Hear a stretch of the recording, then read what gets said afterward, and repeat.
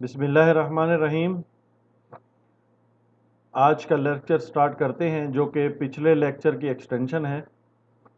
पिछले लेक्चर में हमने स्कोप मैनेजमेंट को डिस्कस किया था और आज उसके अंदर पिछले लेक्चर में जो हमने स्कोप मैनेजमेंट में प्लान स्कोप मैनेजमेंट और कलेक्ट रिक्वायरमेंट को डिस्कस किया था, आज के लेक्चर में हम डिफाइन स्कोप और क्रिएट WBS एक्टिविटी की कुछ चीज़ें डिस्कस करेंगे।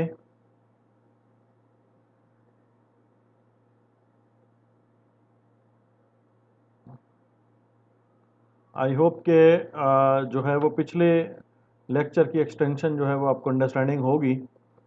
तो चलिए शुरू करते हैं आज का lecture.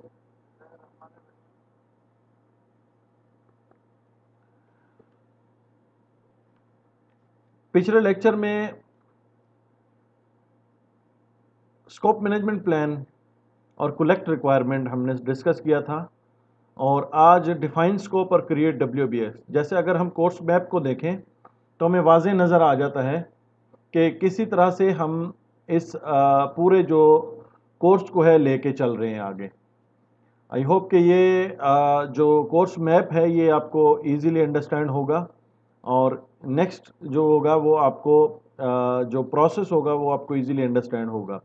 Define scope activity, define scope process है। नेक्स्ट जो कलेक्ट रिक्वायरमेंट्स के बाद आता है और उसके बाद जो है वो क्रिएट WBS है। इनको हम देखते हैं दोनों लेक्चर को।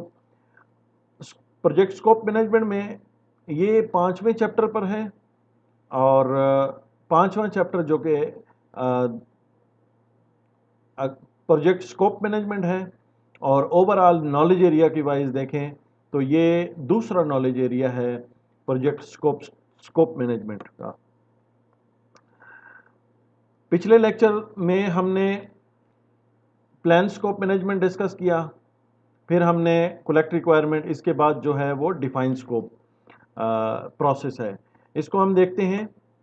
डिफाइन स्कोप की जो पोजीशन है वो आपके सामने इधर है कि 3rd नंबर पे है, जो कि प्लानिंग का प्लानिंग प्रोसेस ग्रुप का हिस्सा है डिफाइन स्कोप।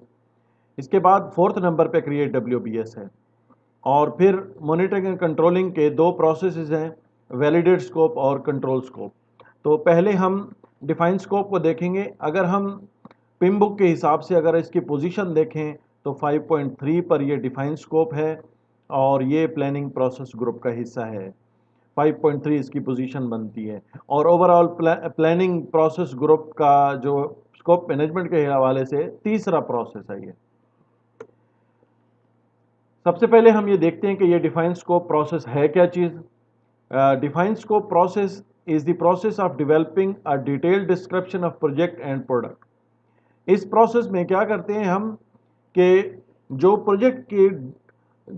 प्रोजेक्ट का जो प्रोडक्ट होती है जिसको हम बनाना होता है एट द एंड, हमें उसकी डिस्क्रिप्शन भी होती है और डिटेल्ड भी होती है, यानी डिटेल्ड डिस्क्रिप्शन होती है। हर चीज़ हम वाजे कर देते हैं, पूरा स्कोप इस प्रोसेस के अंदर हम कंप्लीट कर देते हैं। इसका सबसे बड़ा जो की बेनिफिट है वो प्रोडक्ट, सर्विसेज या रिजल्ट्स की बाउंड्रीज और एक्सेप्टेंस क्राइटेरिया को डिफाइन करता है। ये डिटेल डिफिनेशन होती है इसके अंदर, यानी थारोली जो कुछ हमने प्लानिंग के अंदर स्कोप के हवाले से काम करना है वो सारा इसके अंदर प्लान हो जाता है। बाद में अगर इस स्कोप को चेंज किया जाएगा तो वो उसके अकॉर्डिंगली CCB के थ्रू हम उसको चेंज कर सकते होंगे, लेकिन इसके अंदर एक्सेप्टेंस क्राइटेरिया और बाउंड्रीज डिफाइन हो जाएंगी। Define scope create the scope statement, create the scope statement. इस डिफाइन स्कोप में हम क्या करते हैं, जो मेजर कंपोनेंट है इसका वो स्कोप स्टेटमेंट होती है। इसके अंदर हम मेजर आउटपुट जो बनाते हैं वो स्कोप स्टेटमेंट होती है। मेजर डिलीवरेबल्स इन डिटेल होते हैं इसके अंदर और प्रोडक्ट बाउंड्रीज उसके अंदर होती हैं, एक्सेप्टेंस क्राइटेरिया है, प्रोजेक्ट एक्सक्लूजन है। Both product and project scope होता है, यानी प्रोडक्ट का स्कोप उसको भी डिफाइन किया जाएगा और प्रोजेक्ट का स्कोप भी डिफाइन किया जाएगा। पहले हम ये डिस्कस कर चुके हैं कि प्रोडक्ट और प्रोजेक्ट स्कोप में डिफरेंस क्या है, ये हम पहले डिस्कस कर चुके हैं। प्रोडक्ट जो फाइनली कंप्लीट होने के बाद, क्लोजर के बाद, प्रोजेक्ट क्लोजर के बाद हमें एक रिजल्ट्स या प्रोडक्ट या सर्विसेज की सूरत में हमें फाइनल प्रोडक्ट मिलती है, उसको हम प्रोडक्ट कहते हैं। और या यूनिक जो चीज़ हमें मिलती है वो उसको हम प्रोडक्ट कहते हैं। जबकि प्रोजेक्ट के अंदर काफ़ी चीज़ें हो सकती हैं जो उस प्रोडक्ट को कंप्लीट करने के लिए हमें जो एक्टिविटीज़ परफॉर्म करनी होती हैं या वर्क पैकेज परफॉर्म करने होते हैं, ये सारा का सारा जो है वो starting date to end date तक ये हमारा प्रोजेक्ट स्कोप कहलाता है। बिम्बो के हवाले से अगर हम देखें, define scope is the process of developing detail description of project and product. The key benefit of this process is that it describes the product, services or results, boundaries and acceptance criteria. The input tools and techniques and output of this process are depicted in this figure. जैसा कि यहाँ पर mention किया गया है कि define scope में कुछ इनपुट्स शो की गई हैं और टूल्स एंड टेक्निक्स और आउटपुट शो की गई हैं। अगर हम इनपुट को देखें तो सबसे पहले हमें प्रोजेक्ट चार्टर रिक्वायर्ड है।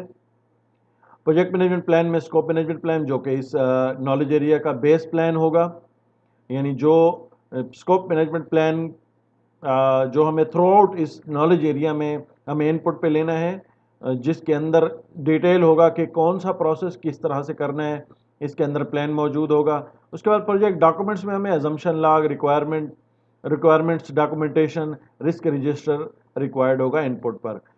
इंटरप्राइज इन्वायरमेंटल फैक्टर्स और ओपीएज हमें रिक्वायर्ड होंगे। अगर हम टूल्स एंड टेक्निक्स की बात करें तो एक्सपर्ट जजमेंट, डाटा एनालिसिस जिसमें अल्टरनेटिव एनालिसिस है, decision making, multi criteria decision analysis, interpersonal and team skills हैं, फैसिलिटेशन हैं और प्रोडक्ट एनालिसिस है। आउटपुट की बात करें तो project scope statement major output होगी, अहम आउटपुट है इस प्रोसेस की। यानी अगर एग्जाम पॉइंट ऑफ व्यू से बात करें कि प्रोजेक्ट स्कोप स्टेटमेंट किस प्रोसेस के अंदर बनाई जाएगी या किस प्रोसेस की आउटपुट होगी, तो वो हमारे पास डिफाइंड स्कोप प्रोसेस की आउटपुट होगी। प्रोजेक्ट डॉक्यूमेंट्स के अपडेट्स होंगे, अजम्पशन लॉग है, रिक्वायरमेंट डॉक्यूमेंटेशन है, रिक्वायरमेंट ट्रेसेबिलिटी मैट्रिक्स है, स्टेक होल्डर रजिस्टर है। फ्लो चार्ट में अगर हम देखें, यानी फ्लो डायग्राम में अगर हम देखें, डाटा फ्लो डायग्राम में, तो इनपुट पर में वैसे प्रोजेक्ट चार्टर हमें रिक्वायर्ड है। स्कोप मैनेजमेंट प्लान है, प्रोजेक्ट मैनेजमेंट प्लान का कंपोनेंट। प्रोजेक्ट डॉक्यूमेंट्स में अजम्पशन लॉग, रिक्वायरमेंट डॉक्यूमेंटेशन और risk register. EF and OPS required होंगे। डिफाइन स्कोप प्रोसेस है, इसकी आउटपुट प्रोजेक्ट स्कोप स्टेटमेंट जो कि डॉक्यूमेंट्स हैं, अहम डॉक्यूमेंट है प्रोजेक्ट डॉक्यूमेंट्स में से। प्रोजेक्ट डॉक्यूमेंट्स अपडेट्स हैं, assumption log, requirement documentation, requirement traceability matrix. अगर हम इनपुट की बात करें तो अहम इनपुट्स में से project charter, project documents input हैं, अहम इनपुट्स हैं। प्रोजेक्ट मैनेजमेंट प्लान और ईएफ और ओपीएस भी हैं इसके अंदर। चार्टर हमें हाई लेवल की description, product characteristics, approval requirements देगा। और प्रोजेक्ट मैनेजमेंट प्लान जो होगा उसके अंदर जो हमें स्कोप मैनेजमेंट प्लान चाहिए, उसके अंदर हमें क्या होगा कि स्कोप जो है वो कैसे डिफाइन करना है, उसके साथ डिटेल होगी, वैलिडेट कैसे करना है और कंट्रोल कैसे करना है। प्रोजेक्ट डॉक्यूमेंट्स में से हमारे पास अजम्पशन लॉग, रिक्वायरमेंट डॉक्यूमेंटेशन और रिस्क रजिस्टर होगा। टूल्स एंड टेक्निक की बात करें तो डेटा एनालिसिस में हमारे पास अल्टरनेटिव एनालिसिस है और उसके बाद डिसीजन मेकिंग है, इंटरपर्सनल टीम स्किल्स है, प्रोडक्ट एनालिसिस है। तो हम सबसे पहले डेटा एनालिसिस में अगर हम अल्टरनेटिव एनालिसिस को देखें, involve analysing alternative for collecting requirements, validate scope, control scope, determine the best way to perform above task and method in this scope management plan. तो अल्टरनेटिव में हम क्या करते हैं कि किस तरह से हम प्रोजेक्ट की जो रिक्वायरमेंट्स हैं, यानी स्कोप स्टेटमेंट किस तरह से हम डिफाइन करेंगे, टोटल रिक्वायरमेंट्स कितनी होंगी, क्या होंगी, उनको हम कैसे डिफाइन करेंगे। डिसीजन मेकिंग में हम मल्टी क्राइटेरिया डिसीजन एनालिसिस करते हैं, उसके अंदर हम जितने भी आइडियाज़ हमें टीम मेंबर्स की तरफ से हमें मिलते हैं उनको हम रैंक अप करते हैं, जो बेस्ट डिसीजन होता है हम उसको चूज अप करते हैं। उसके बाद इंटरपर्सनल टीम स्किल्स, उसके अंदर हमें फैसिलिटेशन की रिक्वायरमेंट होती है ताकि हम जो स्कोप स्टेटमेंट है, प्रोजेक्ट स्कोप स्टेटमेंट, वो इजीली हम टाइमली जो है वो जनरेट कर सकें। प्रोडक्ट एनालिसिस में हम क्या करते हैं कि जो प्रोडक्ट हमने फाइनली प्रोजेक्ट में बनानी होती है वो हमें उसका एनालिसिस करना होता है कि आया कि क्या रिक्वायरमेंट है हमें और कितनी रिक्वायरमेंट है और कौन कौन सी चीज़ की हमें ज़रूरत पड़ेगी। उसके लिए हमें बहुत सारी प्रोडक्ट के ऊपर एनालिसिस करना होगा। आउटपुट की बात करें इस प्रोसेस की तो प्रोजेक्ट स्टेटमेंट है, प्रोजेक्ट डॉक्यूमेंट्स अपडेट्स हैं, और जो कि अहम आउटपुट्स हैं, जिसमें अंदर जो सबसे बड़ी अहम आउटपुट है वो है प्रोजेक्ट स्कोप स्टेटमेंट है। इसको हम डिटेल देखते हैं कि स्कोप स्टेटमेंट में क्या क्या चीज़ें मौजूद होती हैं, उनको हम डिस्कस करते हैं। प्रोजेक्ट स्कोप स्टेटमेंट डॉक्यूमेंट है जो कि इंटायर प्रोडक्ट और प्रोजेक्ट स्कोप स्टेटमेंट के अंदर डिलीवरेबल्स को डिटेल किया जाएगा, यानी क्या चीज़ बनेगी, क्या इसके अंदर कौन सी प्रोडक्ट को फाइनलाइज किया जाएगा इस प्रोजेक्ट के अंदर, इसके अंदर मेंशन किया जाएगा। Similar the project charter but more detail. ये जो प्रोजेक्ट स्कोप स्टेटमेंट है ये ऑलमोस्ट सिमिलर होता है, जो कि चार्टर के इक्वल होता है, लेकिन चार्टर हाई लेवल पर होता है, लेकिन ये एक बहुत डिटेल्ड डॉक्यूमेंट होता है प्रोजेक्ट स्कोप स्टेटमेंट। तो प्रोडक्ट स्कोप डिस्क्रिप्शन इसके अंदर मेंशन होती है, डिलीवरेबल्स मेंशन होते हैं कि कौन से डिलीवर हमें मिलेंगे इस प्रोजेक्ट की सूरत में, प्रोजेक्ट की आउटपुट पर। एक्सेप्टेंस क्राइटेरिया क्या होगा, प्रोजेक्ट एक्सक्लूजन्स क्या क्या हैं, वो भी इसके अंदर शामिल होंगी, क्या क्या हमने इस प्रोजेक्ट की प्रोजेक्ट लाइफ साइकिल में करना है और कौन सी चीज़ें हमने नहीं करनी। प्रोजेक्ट स्कोप स्टेटमेंट को अगर हम इजीली अंडरस्टैंड करें तो हमारे पास इस स्लाइड में डिटेल मेंशन है स्कोप स्टेटमेंट को। इसके अंदर हम एक अगर एग्जांपल ले लें तो उससे हमें इजीली अंडरस्टैंड होगा कि स्कोप स्टेटमेंट किसको कहते हैं। The building contractor would receive a necessary clearance for floor plans architecture from a local town council। तो ये अगर हम इसको एक विला बनाना हो तो इसकी एग्जांपल लेके हम क्या कर सकते हैं, स्कोप स्टेटमेंट के जो कंपोनेंट्स हैं, एलिमेंट्स हैं, उनको हम डिस्क्राइब कर सकते हैं कि एक अगर कॉन्ट्रैक्टर जो है वो उसने विले का जो प्रोजेक्ट लिया है उसका अगर हम स्कोप स्टेटमेंट अगर उसकी बनाना चाहें तो उसके अंदर कौन कौन सी चीज़ें मेंशन होंगी। लेट्स से अगर वो लोकल टाउन से जो काउंसिल बॉडी होगी उससे जो फ्लोर प्लान है या क्लियरेंस जो पेपर है वो लिया है तो ये उसका एक्सेप्टेंस क्राइटेरिया होगा उसके हिसाब से। The cost should not exceeded, ये उसका कंस्ट्रेंट होगा। इसका मतलब है कि दो कंपोनेंट मस्ट होंगे, ये वाले एक्सेप्टेंस क्राइटेरिया और कंस्ट्रेंट। तीसरा कंपोनेंट अजम्पशन लॉग, वो क्या हो गई, the site would receive uninterrupted electricity and water supply during the course of the project. इसका मतलब है जब तक ये विला बनता रहेगा हमारी अजम्पशन ये है कि ना तो इलेक्ट्रिसिटी जाएगी और ना पानी बंद होगा, वाटर सप्लाई भी नहीं होगी क्लोज, और ना इलेक्ट्रिसिटी जो है वो डिस्टर्ब करेगी हमें। इसका मतलब है कि ये हमारी अजम्पशंस होंगी, तो ये भी मेंशन होंगी डिटेल में। The roof top swimming pool is not included, तो ये हम यहाँ पर मेंशन कर रहे हैं कि रूफ टॉप के ऊपर स्विमिंग पूल नहीं बनाना है, ये इसकी एक्सक्लूजन होगी। लेटर ऑन हमारे ऊपर जब हम प्रोजेक्ट को डेवलप कर रहे होंगे या प्रोडक्ट को डेवलप कर रहे होंगे, जो हम एग्जीक्यूशन में जाएंगे तो हमें स्कोप स्टेटमेंट वाज़ेह होगी तो हमें आसानी होगी उसको मेंटेन करने के लिए। डिलीवरेबल्स कौन कौन से होंगे उसके अंदर इंक्लूड कौन कौन सी चीज़ होंगी, हाउस होगी, the floor plan, electrical and plumbing diagram होगी, ऑल दी अप्रूवल डॉक्यूमेंट्स होंगी, की ऑफ द डोर्स होंगे और विंडो कपबोर्ड्स एंड ड्रॉर्स होंगे। तो ये इसके डिलीवरेबल्स होंगे। इसका मतलब है कि विला कंप्लीट करने के लिए ये चीज़ें हमें मस्ट डिलीवरेबल चाहिए होंगे। स्कोप स्टेटमेंट के अंदर जो कंपोनेंट्स शामिल होंगे पिम्बुक के हिसाब से एक्सेप्टेंस क्राइटेरिया है, प्रोजेक्ट डिलीवरेबल्स हैं, प्रोजेक्ट एक्सक्लूजन हैं, प्रोजेक्ट कंस्ट्रेंट्स हैं और प्रोजेक्ट अजम्पशन हैं। ये मस्ट एलिमेंट्स हैं स्कोप स्टेटमेंट के, यानी प्रोजेक्ट स्कोप स्टेटमेंट के। एग्जाम पॉइंट ऑफ व्यू से अगर डिटेल इन चीज़ों के बारे में बात की जाए तो वो प्रोजेक्ट स्कोप स्टेटमेंट में मेंशन होगी। अगर इन्हीं चीज़ों को अगर हम हाई लेवल पे हाईलाइट करेंगे या हाई लेवल पे कहेंगे या एग्जाम पॉइंट ऑफ व्यू से देखेंगे तो वो चार्टर में मौजूद होंगे। यानी इस स्लाइड में जैसा कि मेंशन किया गया है कि चार्टर में जो चीज़ें मेंशन होती हैं वो यहाँ पर मेंशन, जैसे प्रोजेक्ट पर्पज़ है, इसके अंदर भी जो चीज़ें ऑब्जेक्टिव्स हैं रिलेटेड जो स्कोप स्टेटमेंट में मेंशन हुई, जैसे प्रोजेक्ट डिलीवरेबल्स हैं, एक्सेप्टेंस क्राइटेरिया, प्रोजेक्ट एक्सक्लूजन है, वो भी इसका हिस्सा मौजूद होंगी चार्टर का, लेकिन हाई लेवल पे होंगी। जैसे एग्जिट क्राइटेरिया है, ये यहाँ पर हाई लेवल पे मौजूद होगा, ये हमें डिटेल नहीं प्रोवाइड करेगा चार्टर, जबकि जो स्कोप स्टेटमेंट है इसके अंदर हर चीज़ की डिस्क्रिप्शन जो होगी वो डिटेल होगी।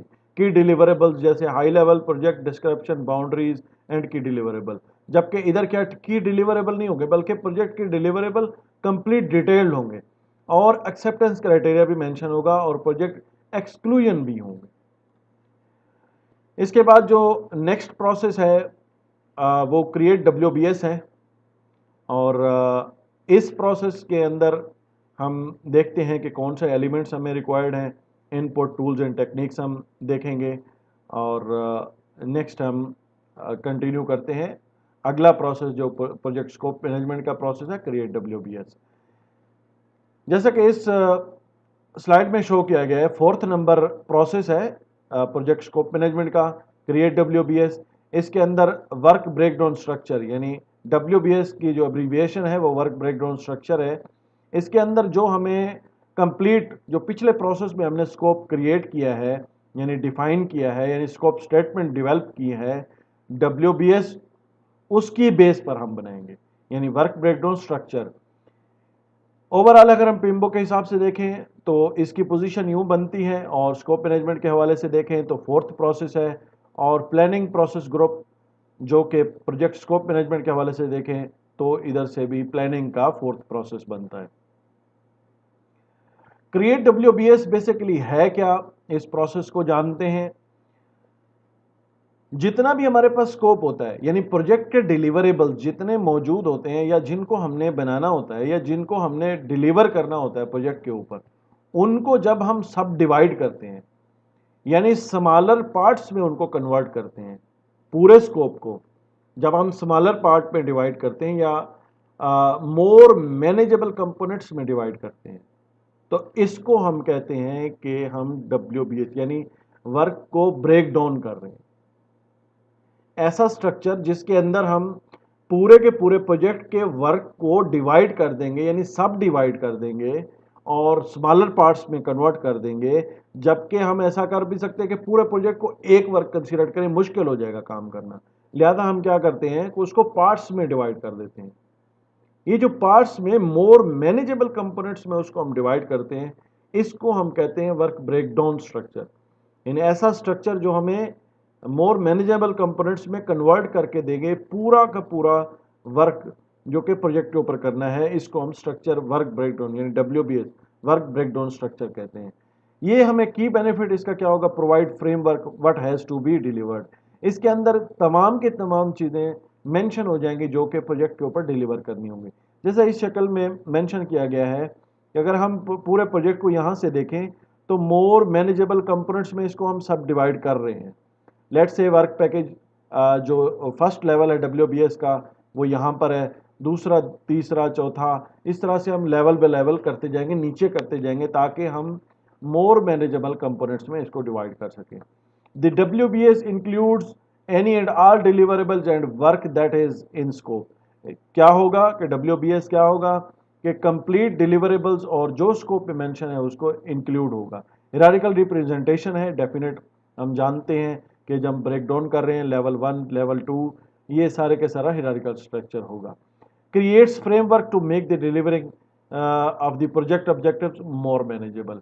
तो हम ये देखते हैं कि इसके अंदर जो डिलीवरेबल्स हैं, जो उस ऑब्जेक्टिव्स को कंप्लीट करने के लिए जो डिलीवरेबल्स हमने क्रिएट करने हैं उनको मोर मैनेजेबल में कन्वर्ट करके इजीली हम कर सकते हैं। इस स्लाइड में आपको इजीली अंडरस्टैंड हो जाएगा कि वर्क ब्रेकडाउन स्ट्रक्चर क्या है। वर्क ब्रेकडाउन जहाँ के जैसे मेंशन है कि प्रोजेक्ट कंप्लीट है, उसके बाद डिज़ाइन प्रोडक्ट है, डेवलप प्रोडक्ट है, टेस्ट प्रोडक्ट है और इंस्टॉल। तो हम ये क्या कर रहे हैं कि इनको फर्दर इस पूरे प्रोजेक्ट को 4 कंपोनेंट्स में डिवाइड कर रहे हैं यानी डिज़ाइन प्रोडक्ट हो गए, develop product, test product, install product. तो हमने फर्स्ट लेवल की ब्रेकडाउन किया है इसका। तो इसको हम वर्क पैकेज यानी लोएस्ट लेवल भी कह सकते हैं अगर इसके बाद हमारी एक्टिविटी स्टार्ट हो जाती है। अगर इस वर्क पैकेज को मैनेज नहीं कर सकते, लेट्स से अगर हम यहाँ पे यही हमारा लेवल है और हमने इस पे जो काम करना है तो ये हम वर्क पैकेज कंसिडर कर रहे हैं डिज़ाइन प्रोडक्ट को, तो इसको हम लोएस्ट लेवल कहेंगे WBS का। तो लोएस्ट लेवल हमारा वर्क पैकेज कहलाता है।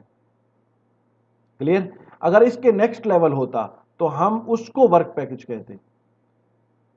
अगर हमारा फर्स्ट लेवल है, WBS का फर्स्ट लेवल है और ये ही लास्ट लेवल है, तब हम इसको वर्क पैकेज कहेंगे। और इसके नेक्स्ट अगर कोई और लेवल होता तब हम उसको WBS का लेवल सेकंड कहते, जबकि वर्क पैकेज कहलाता प्रोजेक्ट मैनेजमेंट पे। क्रिएट WBS प्रोसेस अगर पिम्बो के हवाले से देखें, create WBS is the process of subdividing project deliverable and project work into smaller more manageable components. The key benefit of this process is that it provides a framework of what has to be delivered. This process is performed once or at predefined points in the project. तो ये क्या करता है कि ये create WBS हमारे pre defined points पर एक दफ़ा प्रोजेक्ट के ऊपर परफॉर्म होता है। इसके बाद हमें इसको मेंटेन करना होता है, यानी इसके ऊपर हमें प्रोजेक्ट से इसको टूल यूज़ करते हुए प्रोजेक्ट को थ्रू आउट प्रोजेक्ट हम इसको यूज़ करते हैं। थ्रू आउट प्रोजेक्ट हम इसको इस्तेमाल करते हैं रिस्क को आइडेंटिफाई करने के लिए, कास्ट को आइडेंटिफाई करने के लिए, कितनी कास्ट लगेगी प्रोजेक्ट के ऊपर, बजट डिटरमाइन करने के लिए, हमें बहुत सारे जगहों पे ये एज ए टूल काम करेगा। इनपुट्स की अगर हम बात करें, प्रोजेक्ट मैनेजमेंट प्लान में स्कोप मैनेजमेंट प्लान जो बेस प्लान है इस नॉलेज एरिया का, प्रोजेक्ट डॉक्यूमेंट्स में प्रोजेक्ट स्कोप स्टेटमेंट है, रिक्वायरमेंट्स डॉक्यूमेंटेशन है, और दो फैक्टर्स हैं EF और OPS। टूल्स एंड टेक्निक्स में एक्सपर्ट जजमेंट और डीकम्पोजिशन। डीकम्पोजिशन हम देखते हैं कि प्रोजेक्ट को जो है वो पूरे के पूरे प्रोजेक्ट को सब डिवाइड करना, यानी डीकम्पोज करना, फर्दर डीकम्पोज करना डीकम्पोजिशन कहलाता है। आउटपुट में अगर हम देखें तो अहम आउटपुट है और मेजर आउटपुट है इस पूरे नॉलेज एरिया में। अगर हम कहें तो या पूरे प्रोजेक्ट की बेस जो लाइन है स्कोप की, वो इस प्रोसेस के अंदर क्रिएट होती है। तो क्रिएट WBS प्रोसेस ऐसा प्रोसेस है जिसके अंदर स्कोप बेस लाइन क्रिएट होती है। स्कोप बेस लाइन तीन चीज़ों पर डिपेंडेड है। स्कोप बेस लाइन के तीन कंपोनेंट्स होते हैं। उसके अंदर WBS है, WBS डिक्शनरी और project scope statement. Project scope statement जो है वो हम पिछले प्रोसेस में डिस्कस कर चुके हैं, और क्रिएट WBS में हमारे पास जो है वो WBS के अंदर स्कोप बेस लाइन क्रिएट होती है, जिसके अंदर हमें WBS और WBS डिक्शनरी क्रिएट होती है। डाटा फ्लो डायग्राम में अगर हम देखें, स्कोप मैनेजमेंट प्लान इनपुट पे आ रहा है, प्रोजेक्ट स्कोप स्टेटमेंट है, रिक्वायरमेंट डॉक्यूमेंटेशन है, EF और OPS हैं, क्रिएट WBS प्रोसेस परफॉर्म हो रहा है, इसके अंदर स्कोप बेस लाइन क्रिएट हो रही है जो कि मेजर प्रोजेक्ट मैनेजमेंट प्लान का हिस्सा है, मेजर हिस्सा है। तीन बेस लाइन्स हैं पूरे के पूरे प्रोजेक्ट के ऊपर, scope baseline, schedule baseline और cost baseline. One of the major baseline जो है वो स्कोप बेस लाइन है। इनपुट्स की अगर हम बात करें तो प्रोजेक्ट मैनेजमेंट प्लान है, प्रोजेक्ट डॉक्यूमेंट्स हैं, EF और OPS हैं, क्रिएट WBS प्रोसेस है। प्रोजेक्ट मैनेजमेंट प्लान में स्कोप मैनेजमेंट प्लान जो है वो इसका जो कंपोनेंट है एक, और प्रोजेक्ट डॉक्यूमेंट्स में हमारे पास प्रोजेक्ट स्कोप स्टेटमेंट है और रिक्वायरमेंट डॉक्यूमेंटेशन है। स्कोप मैनेजमेंट प्लान में हम ये देखेंगे कि क्रिएट WBS हमने किस तरह से प्रोसेस कंप्लीट करना है। इसके अंदर मेंशन होगा, डिटेल होगा किस तरह से हमने इस प्रोसेस को कंप्लीट करना है। और प्रोजेक्ट डॉक्यूमेंट्स में स्कोप स्टेटमेंट है, प्रोजेक्ट स्कोप स्टेटमेंट और रिक्वायरमेंट। चूँकि प्रोजेक्ट स्कोप स्टेटमेंट पिछले प्रोसेस में जो कि डिफाइंड स्कोप की आउटपुट होगी, वो हम इसके अंदर इनपुट लेंगे और आउटपुट पे स्कोप बेस लाइन को कंप्लीट करेंगे। रिक्वायरमेंट डॉक्यूमेंटेशन है, detailed requirement describe how individual requirements meet the business need for the project. EF और OPS हैं। EF हमें पता है कल्चर है, क्या है, the enterprise environmental factor that can influence create WBS process include but not limited to industry specific WBS standard that are relevant to nature of the project. तो ये हमें पता है कि उस इंडस्ट्री की नेचर क्या है, कल्चर क्या है। इसके दो कंपोनेंट्स यानी एक्सटर्नल भी हो सकते हैं और इंटरनल EF भी हो सकते हैं। उसके बाद आखिरी इनपुट है OPS, जो कि पॉलिसी, प्रोसीजर, टेम्पलेट्स हो सकते हैं, project files from previous project, यानी पिछले जितने भी प्रोजेक्ट्स किए होंगे और लेसन लर्न भी हम उससे लेके WBS को कंप्लीट करने में हेल्पफुल हो सकती हैं। Decomposition major tool and technique है। उसके बाद जो पहली टूल एंड टेक्निक वो एक्सपर्ट जजमेंट है, जो हम फ्रीक्वेंटली देखते आ रहे हैं हर प्रोसेस में। यहाँ पर उसको ज़्यादा डिस्कस करने की इतनी रिक्वायरमेंट नहीं है, उसको मैं थोड़ा सा उसका जो है वो इंट्रोडक्शन दे देता हूँ कि क्रिएट WBS अगर हम एक्सपर्ट जजमेंट टेक्निक को इस्तेमाल करें तो हम किसी इंडिविजुअल को या ग्रुप को हायर करेंगे या कंसल्टेंसी लेंगे ताकि हम जो ब्रेकडाउन स्ट्रक्चर है यानी वर्क ब्रेकडाउन स्ट्रक्चर उसको हम क्रिएट कर सकें। डीकम्पोजिशन सेकंड टेक्निक है जिसके अंदर हम ये टेक्निक ऐसी टेक्निक है, decomposition technique use for dividing and subdividing the project scope, project deliverable into smaller more manageable parts. ये decomposition basically more manageable parts में कन्वर्ट करता है पूरे के पूरे प्रोजेक्ट के स्कोप को। Decomposition of total project work into work package generally involves the following activity. कौन कौन सी एक्टिविटीज हैं, जैसा कि identify analysing the deliverables the related project, related work, जो उस प्रोजेक्ट से जो रिलेटेड वर्क होगा उनको क्या करने का, डिलीवरेबल्स एनालाइजिंग होगा उसका, और स्ट्रक्चरिंग ऑर्गेनाइजिंग द WBS। और इसके अंदर हम क्या करते हैं कि स्ट्रक्चरिंग करते हैं, ऑर्गेनाइजिंग करते हैं WBS को। Decomposing the upper WBS level into lower level detail component. क्या करते हैं हम, जैसा मैंने पहले बताया है कि ये हिरारिकल स्ट्रक्चर होता है, first level, second level, third level भी हो सकता है, फोर्थ लेवल भी हो सकता है। जब तक आप अच्छे तरीके से उस वर्क पैकेज को मैनेज नहीं कर सकते तब तक आप उसको डिवाइड करते रहेंगे, डिकम्पोज करते रहेंगे। तो उसका लेवल अपर भी हो सकता है, लोअर भी हो सकता है। Developing and assigning identification codes to the WBS components.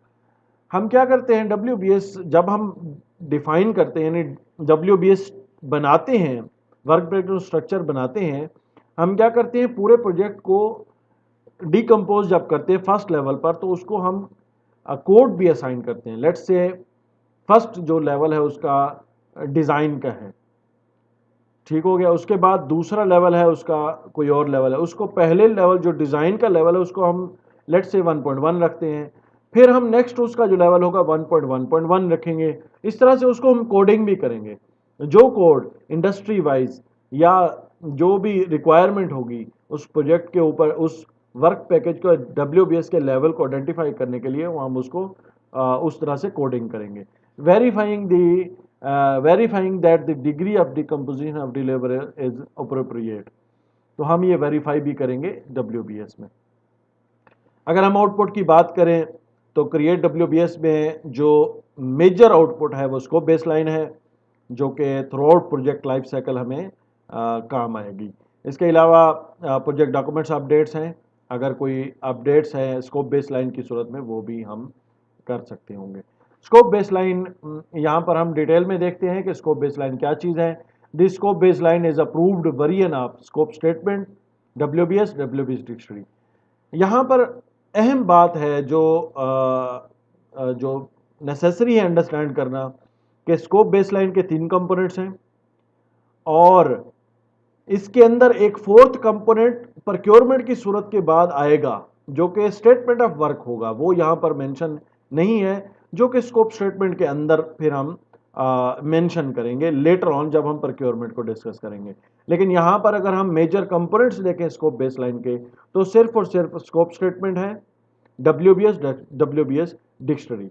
ये जो प्रोजेक्ट स्कोप स्टेटमेंट है पिछले प्रोसेस से हमें आउटपुट मिली है, चूंकि वहां पर 2 कंपोनेंट्स अभी डेवलप नहीं हुए थे इसलिए हम उसको बेसलाइन वहां पर नहीं क्रिएट कर सकते थे या बेसलाइन हम असाइन नहीं कर सकते थे। स्कोप स्टेटमेंट और WBS dictionary. Project scope statement जैसा हमने पहले डिटेल में डिस्कस किया है पिछले प्रोसेस में, the project scope statement includes the description of project scope, major deliverables, assumption and constraints. ये डिटेल होगा इस प्रोजेक्ट स्कोप स्टेटमेंट में, जिसके अंदर डिस्क्रिप्शन होगी प्रोजेक्ट की और मेजर डिलीवरेबल्स डिटेल में होंगे, क्या रिक्वायरमेंट्स हैं उनकी वो भी हमें डिटेल में होंगी, अजम्पशंस डिटेल होंगे, कंस्ट्रेंट्स होंगी, डिटेल्स होंगी। उसके दूसरा कंपोनेंट है स्कोप बेसलाइन का WBS। WBS is the hierarchical decomposition of total scope of work to be carried out by the project team to accomplish the project objectives and create the required deliverables। इसके अंदर हम तमाम का तमाम scope जो project को complete करेगा, जो प्रोजेक्ट की रिक्वायरमेंट्स को कंप्लीट करेगा, ऑब्जेक्टिव्स को कंप्लीट करेगा, यानी जो रिक्वायरमेंट क्लाइंट की तरफ से, कस्टमर की तरफ से जो टोटल स्कोप दिया गया होगा हम उसको डिवाइड करेंगे सब कंपोनेंट्स, यानी सब डिवीजन करेंगे उसकी, और फर्दर कंपोनेंट्स में उसको डिवाइड करेंगे, ताकि हम उनको जब हम उनको कंप्लीट करने लगे तो हमें जब प्रोजेक्ट डिलीवरेबल डिलीवर करने होंगे तो हम ये चेक करेंगे उसके कि कोई कंपोनेंट रहे तो नहीं गया। ये जो WBS होगा फिर हमें एज ए टूल इस्तेमाल करते जाएंगे। अगर हम WBS का जो लोएस्ट लेवल अगर हम देखें तो उसको हम वर्क पैकेज कहते हैं। एग्जाम पॉइंट ऑफ व्यू से बड़ा अहम पॉइंट है ये कि जो लोएस्ट लेवल होता है WBS का, उसका नाम क्या है। एग्जाम में ये क्वेश्चन मस्ट आता है बाज दफ़ा कि लोएस्ट लेवल को क्या कहते हैं, WBS कहते हैं, वर्क पैकेज कहते हैं, क्या कहते हैं। तो वो इटसेल्फ जो होगा वो वर्क पैकेज होगा, लोएस्ट लेवल, फर्स्ट लेवल नहीं, सेकंड लेवल नहीं, जो आखिरी होगा। प्रोजेक्ट स्कोप स्टेटमेंट हमने डिस्कस की है पहले। स्कोप स्टेटमेंट क्या है, WBS के बाद अब स्कोप स्टेटमेंट है, वो इसका कंपोनेंट होगी, ये हमने डिफाइन स्कोप में डिस्कस की है। अगर हम वही विल्ला की एग्जांपल ले लें और WBS को हम डिफाइन करें तो सबसे पहले जो फर्स्ट लेवल होगा WBS का वो मोबिलाइजेशन होगी, जिसके अंदर क्लीनिंग एंड लेवलिंग होगी, टेम्परेरी फेंस होगी और साइट ऑफिसेज होंगे। तो यहाँ पर फर्स्ट लेवल में जो WBS है, मोबिलाइजेशन है, सब स्ट्रक्चर है और सुपर स्ट्रक्चर है, ये WBS का फर्स्ट लेवल है। अगर हम फर्दर देखें तो इसके अंदर 3 मजीद जो है वो कंपोनेंट हैं। तो क्लीनिंग एंड लेवलिंग है, टेम्परेरी फेंस है और साइट है। तो ये जो क्लीनिंग एंड लेवलिंग है ये वर्क पैकेज कहलाएगा, यानी लोएस्ट लेवल होगा। इसके बाद फिर एक्टिविटी डिफाइन होना शुरू हो जाएंगी। यहां पर सिर्फ सेकंड लेवल तक है, जबकि अगर हम दूसरी जगह देखें तो सब स्ट्रक्चर में हमारे पास उसके बाद भी लेवल है। फर्स्ट लेवल भी है, सेकंड लेवल ये वर्क अर्थ वर्क हो गया, उसके बाद कंक्रीट है, उसका जो थर्ड लेवल है वो प्लेन कंक्रीट है, ये उसका थर्ड लेवल। तो यहां पर आके अगर हम इसको डिफाइन करेंगे तो ये वर्क पैकेज कहलाएगा, ये वाला वर्क पैकेज हमारा नहीं कहलाएगा। तो ये सेकंड लेवल हो सकता है WBS का, लेकिन वर्क पैकेज ये वाला होगा। इसी तरह सुपर स्ट्रक्चर में अगर हम देखें तो इसके अंदर जो फिनिश वर्क है उसके अंदर ब्रिक वर्क है, इंसुलेशन है, प्लास्टरिंग है, डोर फ्रेम्स हैं और फ्लोरिंग टाइल्स हैं, डोर्स जो है वो इंस्टॉलेशंस हैं, एल्यूमिनियम वर्क है और पेंटिंग है। तो यहाँ पर जो एल्यूमिनियम वर्क और पेंटिंग है ये WBS का लोएस्ट लेवल होगा और ये वर्क पैकेज कहलाएगा। नेक्स्ट आपके पास है WBS डिक्शनरी, जो कि थर्ड कंपोनेंट है स्कोप बेसलाइन की। WBS डिक्शनरी क्या होती है, इसको हम डिफाइन करते हैं। WBS डिक्शनरी बेसिकली जो कंपोनेंट WBS के होंगे, फर्स्ट लेवल, थर्ड लेवल, जो भी कंपोनेंट बन रहा होगा उसकी डिटेल होगी। Let's say code of account identifier है, डिस्क्रिप्शन ऑफ वर्क है, अजम्पशन एंड कंस्ट्रेंट्स, यानी उस वर्क पैकेज की डिटेल होगी। उससे एसोसिएट जितना भी नॉलेज होगा वो डिक्शनरी में मौजूद होगा। Let's say as a project manager आप किसी प्रोजेक्ट के ऊपर काम कर रहे हैं और आपके पास टीम मेंबर आते हैं कि हमारा कौन से स्कोप के ऊपर, कौन से स्कोप प्रोजेक्ट के स्कोप के कौन से कंपोनेंट पे हमारा कौन सा काम है। तो आप डिक्शनरी में एज ए प्रोजेक्ट मैनेजर देखेंगे कि इस ग्रुप का जो प्रोजेक्ट के ऊपर स्कोप है इन हमारा, इस वर्क पैकेज की उसकी डिटेल क्या है, डिस्क्रिप्शन वर्क क्या है, उसको हम डिटेल उस ग्रुप को हम दे सकते हैं as a project manager. Responsible organisation कौन सी होगी उसके अंदर डिटेल होगी। उस वर्क पैकेज की जो स्केड्यूल माइलस्टोन होंगे वो हमें इससे पता चलेंगे, डिक्शनरी में डिटेल होगी। एसोसिएटेड स्केड्यूल एक्टिविटीज़ उसके अंदर रिसोर्स रिक्वायर्ड होंगी, कास्ट एस्टिमेट्स होंगे, क्वालिटी रिक्वायरमेंट्स होगी, एक्सेप्टेंस क्राइटेरिया, टेक्निकल रेफरेंसेस और एग्रीमेंट इंफॉर्मेशन। दैट्स मीन कि WBS के अगर हम डिटेल यानी उसको मज़ीद उसकी डिक्शनरी देखना चाहें और उसकी मीनिंग कंप्लीट उस पैकेज के देखना चाहेंगे तो डिक्शनरी में मौजूद होंगे।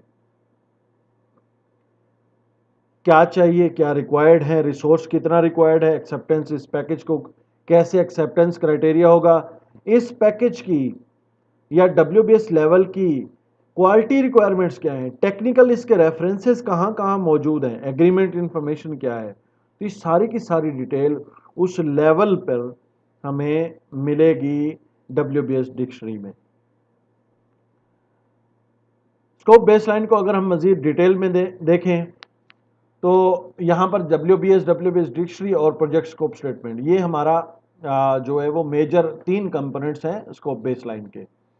लेट्स से हमारे पास ये एक्चुअल स्कोप है और ये प्लान्ड है। यहाँ पर हम मेंशन कर सकते हैं कि एक्चुअल स्कोप और प्लान स्कोप में फ़र्क भी हो सकता है।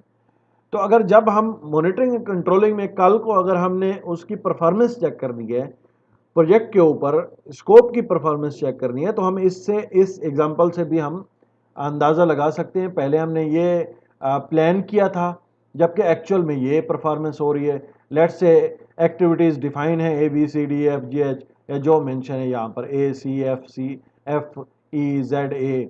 जबकि सीक्वेंस प्लान हमने ये किया था, एक्चुअल में हम ये परफॉर्म कर रहे हैं। तो स्कोप डिफाइन डिफरेंस हो जाता है बाज दफ़ा। तो यहाँ पर यही चीज़ यानी WBS के कंपोनेंट्स को अगर हम डिफाइन कर देंगे तो एक्टिविटी हमारी जो होगी आसान हो जाएंगी। जैसे मेंशन किया कि only and exactly the work defined in this scope baseline should be done.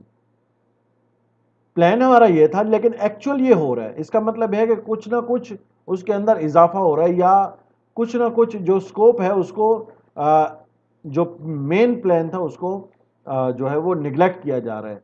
तो हमें जो स्कोप जब कंट्रोल स्कोप होगा तो उसके अंदर हमें WBS जो है वो हेल्पफुल होगा ताकि हम स्कोप में रहें। If we need to make change in the scope, then this change has to follow the change control process and it needs to be approved. अगर प्लान जो हुआ था स्कोप जो प्रोजेक्ट स्कोप स्टेटमेंट में mention हो गया, WBS dictionary में mention हो गया, WBS में मेंशन हो गया, इसके अलावा अगर आपको प्रोजेक्ट के ऊपर कोई चेंज लाना है तो आपको फॉर्मल चेंज लानी पड़ेगी। यानी चेंज मैनेजमेंट के थ्रू जो पॉलिसी प्रोजेक्ट के ऊपर मेंशन होगी उसको अप्लाई करते हुए CCB के थ्रू हमें चेंज अप्रूव करनी पड़ेगी। चेंज अप्रूव करने के बाद वो चेंज हम इम्प्लीमेंट करेंगे और रेस्पेक्टिव जो डॉक्यूमेंट्स होंगे उनको अपडेट करेंगे और चेंज लॉग में उस चेंज को उसका स्टेटस मेंशन भी करेंगे। यहाँ पर मेंशन है जैसे हमें क्रिएट WBS स्कोप बेसलाइन है, प्रोजेक्ट डॉक्यूमेंट्स अपडेट्स हैं, अजम्पशन लॉग क्या अजम्पशंस थी वो हम देखेंगे और रिक्वायरमेंट डॉक्यूमेंटेशन आउटपुट पे हम इसको अपडेट करेंगे। क्रिएट WBS जो प्रोसेस है बेसिकली अगर हम उसको इस स्लाइड में मजीद अंडरस्टैंड करने की कोशिश करें तो requirements are defined, project scope statement is created, दूसरा प्रोसेस है।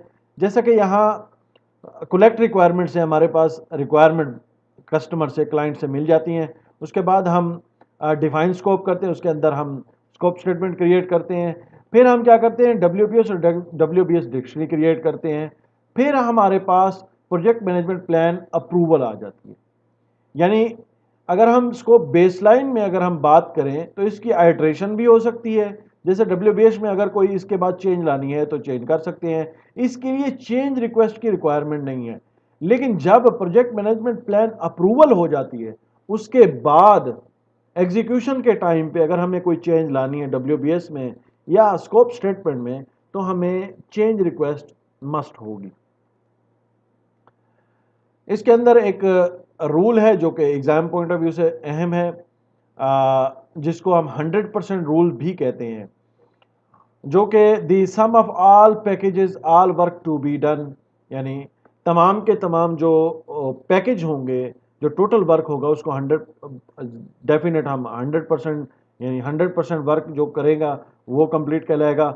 उस वर्क पैकेज के जो उस पूरा स्कोप होगा प्रोजेक्ट के ऊपर वो पैकेज डिफरेंट पैकेज भी हो सकते हैं। लेट्स से WBS में हमारे पास फर्स्ट लेवल है, सेकंड लेवल है, थर्ड लेवल है, उसके अंदर वर्क पैकेज यानी WP1 है, WP2 है, WP3 है।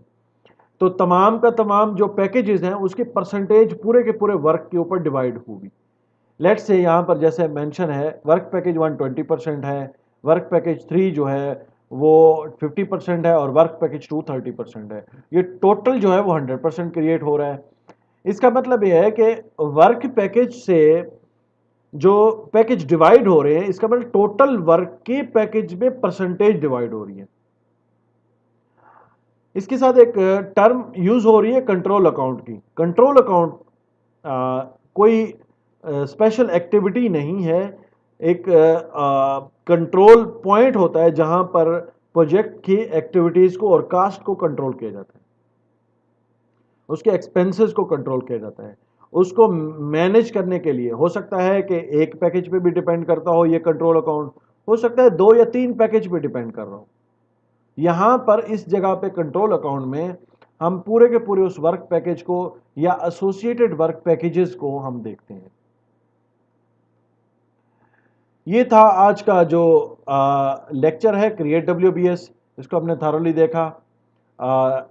यहाँ पर हमारे जो प्लानिंग प्रोसेसेस हैं स्कोप मैनेजमेंट के, वो कंप्लीट होते हैं। नेक्स्ट हम देखेंगे नेक्स्ट लेक्चर में, जो कि हम कोशिश करेंगे कि जो है वो आज हमारा नेक्स्ट लेक्चर हो जाए ताकि हम अंडरस्टैंड करें सेकंड लेक्चर में। लेकिन यहाँ पर हम कुछ देर के लिए जो है वो ब्रेक लेंगे ताकि नेक्स्ट लेक्चर के लिए तैयार हो गए। तो वो लेक्चर भी हमारा आज की डेट में अनाउंस हो जाएगा। Thank you very much for watching. I hope कि अंडरस्टैंड हुआ होगा और आप इस जो लेक्चर है स्कोप मैनेजमेंट के जो दोनों प्रोसेस हमने आज डिफाइन किए हैं, इनको आप जो मज़ीद आपके कोलिग्स हैं उनके अंदर शेयर करें ताकि अंडरस्टैंडिंग हो सके। और हमारी ये कोशिश होगी कि PMP मैक्सिमम लोग जो है वो 2020 के अंदर जो है वो कंप्लीट कर सकें, ताकि कोर्स चेंजिंग से पहले पहले मैक्सिमम जो लोग हैं वो PMP कर सकें। ये इसलिए सेशन जो है वो फ्री अनाउंस किया गया है हमारे IPM एकेडमी के जो ऑफिशियल चैनल है PMP के लिए, जो CAPM की ट्रेनिंग के लिए, उसके अंदर जो है वो फ्री अनाउंस किया गया है। थैंक यू वेरी मच आज के लेक्चर के लिए। See you in the next lecture.